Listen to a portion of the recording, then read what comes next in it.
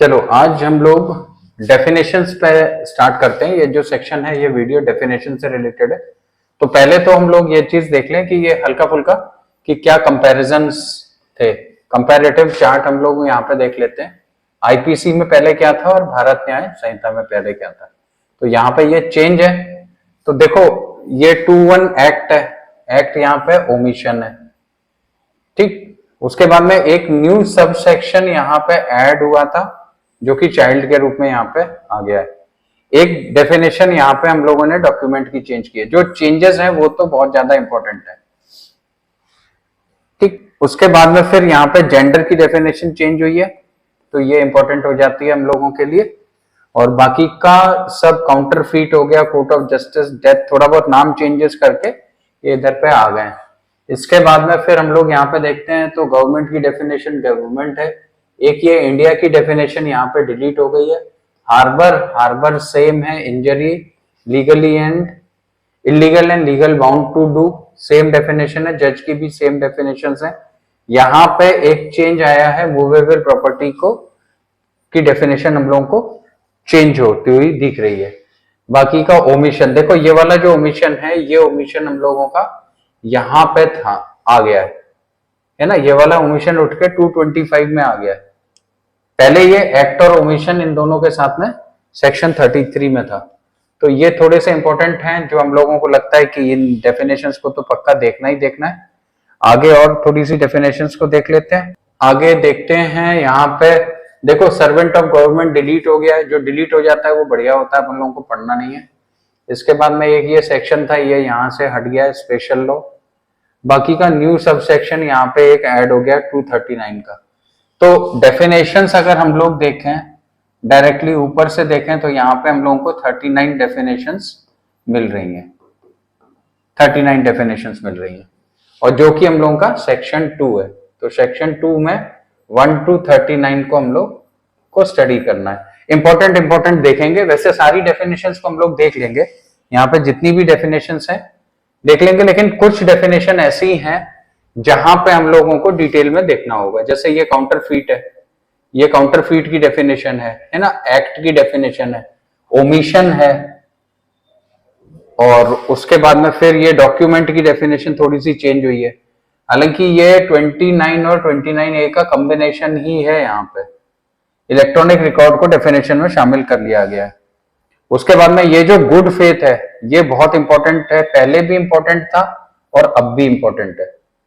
तो ये good faith हम लोगों को लेना पड़ेगा, ये गुड फेथ को हम लोगों को स्टडी करना है। और उसके बाद में फिर हार्बर वगैरह हैं, ये सारी डेफिनेशंस हैं। जो पहले डेफिनेशंस इंपॉर्टेंट थी वो अभी भी इंपॉर्टेंट है, और जो चेंजेस हैं उनको देखना पड़ेगा। चलो तो फिर स्टार्ट करते हैं अपनी। देखो पहली जो फर्स्ट डेफिनेशन है दैट इज एक्ट। यहाँ पे ये कह रहा है in this Samhita unless the context otherwise requires, unless the context otherwise requires. इसका मतलब ये है कि अगर किसी चीज की डेफिनेशन किसी दूसरे लॉ में कुछ दी हुई है और अगर वो वाले लॉ की डेफिनेशन सुपरसीड करेगी तो संहिता इसमें इंटरफेयर नहीं करेगा। अब इस संहिता में 2(1) सेक्शन 2(1) कहता है act denotes as well as a series of acts, as well as series of acts as a single act. और फिर यहां पे ही मैंने 25 भी लिख दिया है, omission. Omission denotes as well as series of omissions as a single omission. अब इनको जरा एग्जांपल से समझना है, ठीक है। तो ये यहां पे हम लोगों को ये बोलता है कि एक्ट जो है ये है series of action, series of action है एक्ट।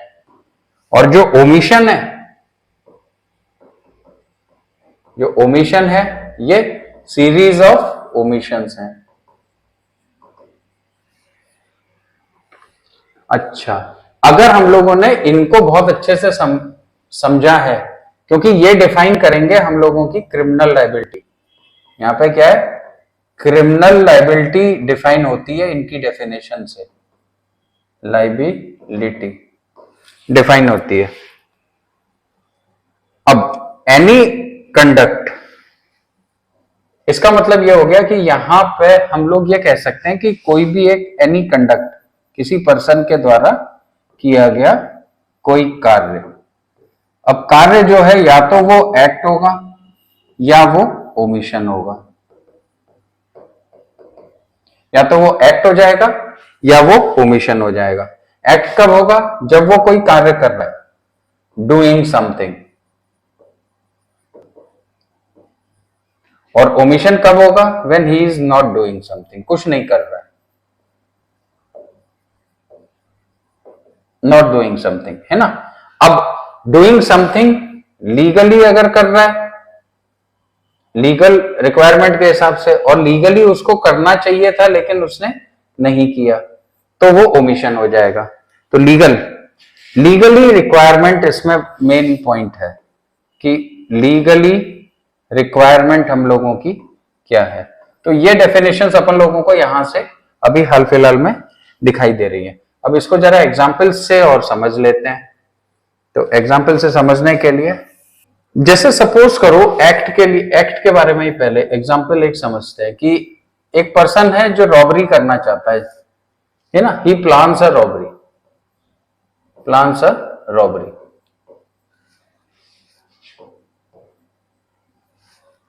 और इस रॉबरी के लिए ही गैदर टूल्स, टूल्स भी लेता है ना, टूल्स लेता है रॉबरी के लिए and executes the plan,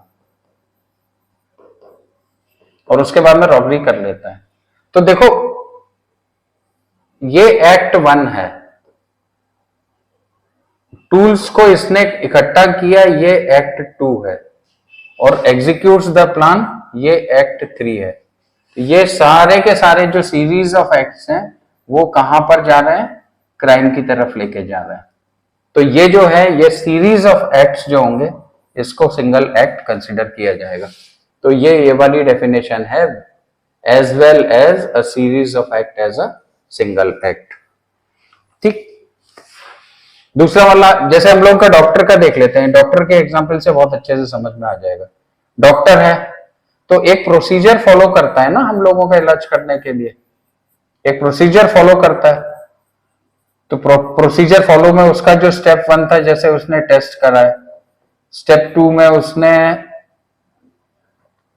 admit कर लिया, स्टेप 3 में उसने प्रिस्क्रिप्शन लिख दिया, है ना, और स्टेप 4 में रिकवरी हो गई, recovery, patient recovered, patient recovered. तो ये सारे के सारे जो हैं ये सब भी एक सिंगल एक्ट की तरफ हम लोगों को लेके जाते हैं। और ये जो सिंगल एक्ट है ये क्या हो जाएगा हम लोगों का सिंगल एक्ट? तो हम लोग सिंगल एक्ट ट्रीटमेंट इसको बोल सकते हैं। अब जैसे ओमिशन का एक एग्जाम्पल ले लेते हैं यहाँ पे। तो ओमिशन का एग्जाम्पल के लिए कंसीडर हम लोग कर लेते हैं यहाँ पे ओमिशन। ओमिशन में जैसे सपोज करो मिस्टर एक्स जो है ये एक फैक्ट्री ओनर है। अब सेफ्टी प्रिकॉशंस के लिए इसकी जिम्मेदारी थी कि इसके पास में एक लीगली बाउंड था कि सेफ्टी मेजर्स को ये फॉलो करेगा। इसने इग्नोर कर दिया इनको और एक वर्कर को इंजरी लग गई।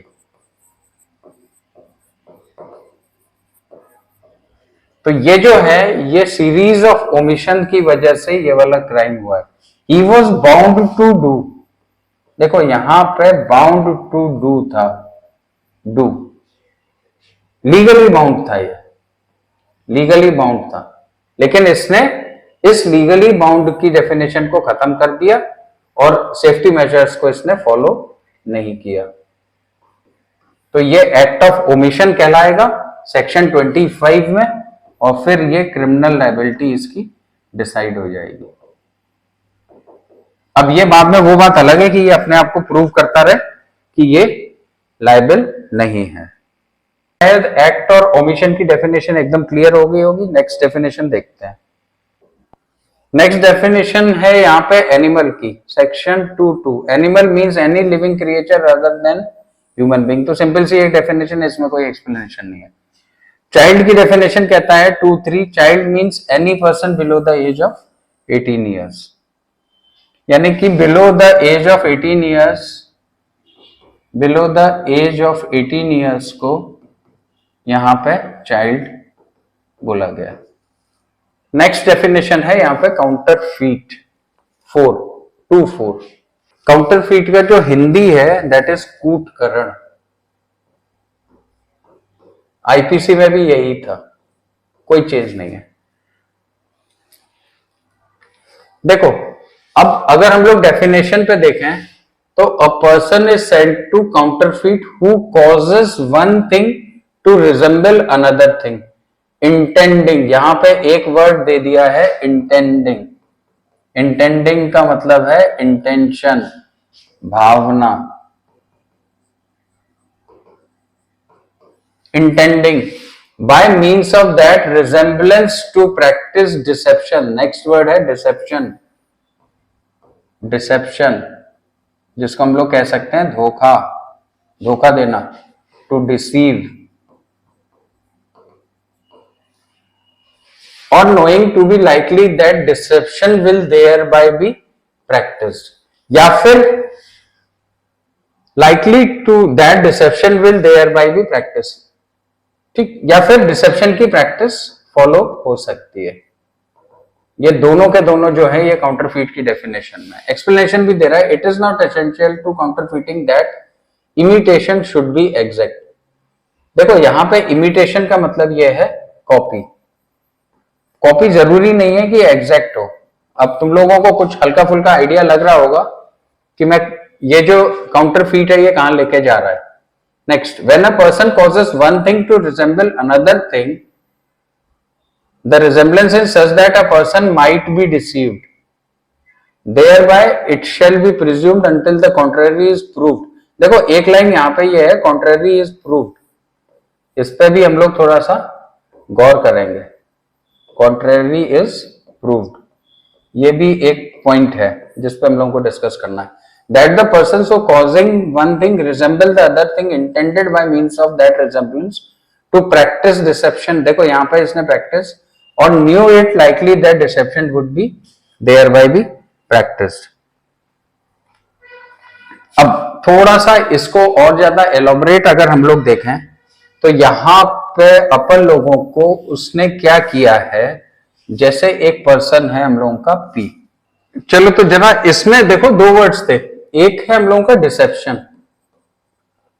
डिसेप्शन का मतलब सीधी सीधी तरीके से धोखा देना, धोखा देना है ना। अब सपोज करो कि एक पर्सन है, वो एक ऐसा प्रोडक्ट तैयार करता है, वो एक ऐसा प्रोडक्ट तैयार करता है जो रिजेंबल करता है किसी एक बड़े ब्रांड से, जो मार्केट में बिग ब्रांड है उससे रिजेंबल करता है। ठीक, अब कस्टमर अगर उसके पास में गया, कस्टमर गया तो वो बिग ब्रांड का कलर और डिजाइन वगैरह सब एक एज इट इज रखता है। तो एक कस्टमर अगर पढ़ता नहीं है तो वो इस प्रोडक्ट को खरीद लेगा ना, और ये इंफीरियर क्वालिटी का प्रोडक्ट है, मतलब इसकी क्वालिटी अच्छी नहीं है, तब फिर क्या होगा, ये डिसेप्शन हो गया ना। तो डिसेप्शन अगर हो गया तो ये पर्सन जो है he is under counterfeit, counterfeit है ना। अच्छा, जैसे कोई पर्सन है हम लोगों का एग्जाम्पल में हम लोग ये भी कंसीडर कर सकते हैं कि जैसे किसी ने जाली नोट बना रखे हैं, जाली नोट बनाते हैं लोग, नकली नोट, जाली नोट, नकली ब्रांड बना दिया है ना, नकली दस्तावेज बना लिए, नकली डॉक्यूमेंट बना लिए। जैसे एग्जाम्पल के लिए कोई किसी एक व्यक्ति ने नकली पासपोर्ट बनाकर घूम रहा है, पासपोर्ट बना लिया नकली है ना, एडिटिंग वगैरह करके सॉफ्टवेयर की मदद से नकली पासपोर्ट बना के घूम रहा है। तो ये सारे के सारे काउंटरफीट के केसेस हैं, तो क्रिमिनल लायबिलिटी तो बनेगी है ना। तो शायद ये वाला पॉइंट एकदम क्लियर हो गया। चलो नेक्स्ट डेफिनेशन देखते हैं। कोर्ट मीन्स अ जज हु इज एम्पावर्ड। कोर्ट की डेफिनेशन है, कोर्ट मीन्स अ जज who is empowered by law to act judicially alone और अ बॉडी ऑफ जजेस which is empowered by law to act judicially as a body when such judge or body of judges is acting judicially। Simple सा है, यहाँ पे ये district जज है, सिंकल, और बॉडी ऑफ जजेस में हम लोग हाई कोर्ट, बेंच ले सकते हैं। तो ये दो एग्जांपल से एक बार में ये डेफिनेशन क्लियर हो रही है। सिंपल डेफिनेशन है। नेक्स्ट डेफिनेशन लेते हैं। नेक्स्ट डेफिनेशन है हम लोगों की डेथ की। 2.6 कह रहा है death means the death of a human being unless the contrary appears from the context. ये जो लाइन है इसका कोई ज्यादा यूज नहीं है। यहां पे death means death of a human being के बारे में बात कर रही है। डेथ इस लॉ में ह्यूमन बीइंग को ही माना जाएगा। इसीलिए अगर हम लोग यहां पे ये एक वर्ड लिखे मर्डर, तो मर्डर मीन्स, मर्डर का मतलब ही है यहां पे ह्यूमन बीइंग इन्वॉल्व, न कि हम लोग मर्डर किसी एनिमल के लिए यूज करेंगे। एनिमल के लिए नहीं है, क्योंकि डेथ यहां पे ह्यूमन बीइंग की होगी और मर्डर जो है ये भी ह्यूमन बीइंग से ही रिलेटेड होता है। तो ये सिंपल डेफिनेशन थी इसकी। नेक्स्ट देखते हैं डिसऑनेस्टली। डिसऑनेस्टली का मतलब है बेईमानी। अब dishonestly means doing anything with intention of causing wrongful gain to one person. देखो दो चीज से डिपेंड करता है, एक वर्ड है रॉन्गफुल गेन और एक वर्ड है रॉन्गफुल लॉस। यहां पे हम लोगों को एक डेफिनेशन मिलती है रॉन्गफुल गेन और दूसरी डेफिनेशन मिलती है रॉन्गफुल लॉस की। अनुचित, रॉन्गफुल मतलब हम लोग बोल सकते हैं अनुचित, यहां पे ये हो जाएगा लाभ और यहां हो जाएगी हानि। ये दो वर्ड है। जैसे इसको ना एग्जाम्पल से अच्छे से समझ में आ जाएगा। ए एक पर्सन है, इसने बी के खाते से, बी के अकाउंट से एक ही जानकारी के बगैर, एक ही नॉलेज के बगैर, नॉलेज के बगैर इसने क्या किया, पैसे निकाल लिए।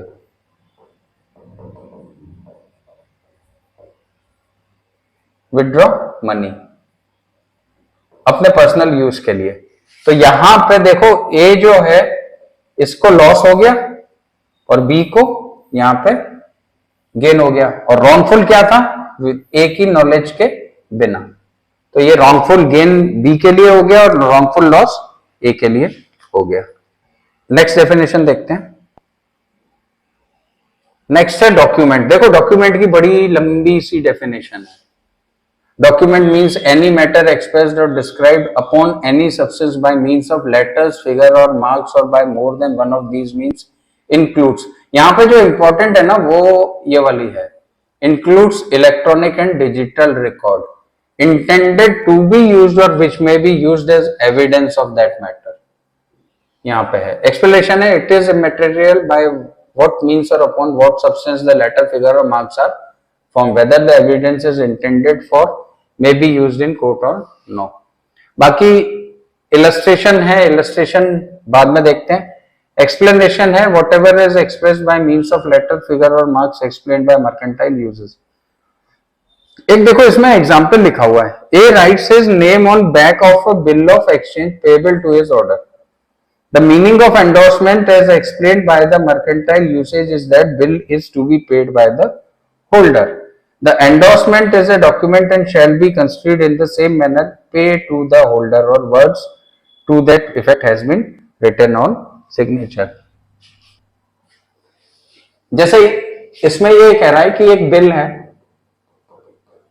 और बिल के पीछे ए ने अपना नाम लिख दिया और सिग्नेचर कर दिया। इसका मतलब यह है कि अब जो भी होल्डर है इसका, वो इस बिल का हकदार हो जाएगा और उसको पेमेंट मिल जाएगा। तो ये एक प्रकार से डॉक्यूमेंट की डेफिनेशन में आता है। अब डॉक्यूमेंट की definition as it is clear नहीं होती है, तो डॉक्यूमेंट की डेफिनेशन में पहला जो पॉइंट दे रहा है वो ये है, anything that can be expressed और described upon. Anything that can be expressed or described.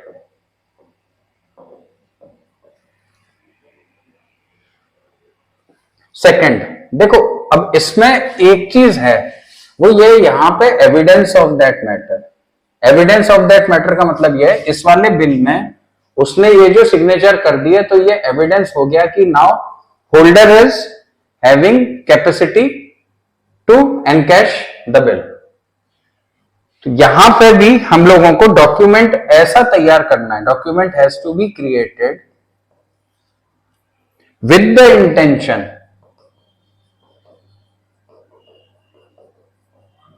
with the intention to be used as evidence।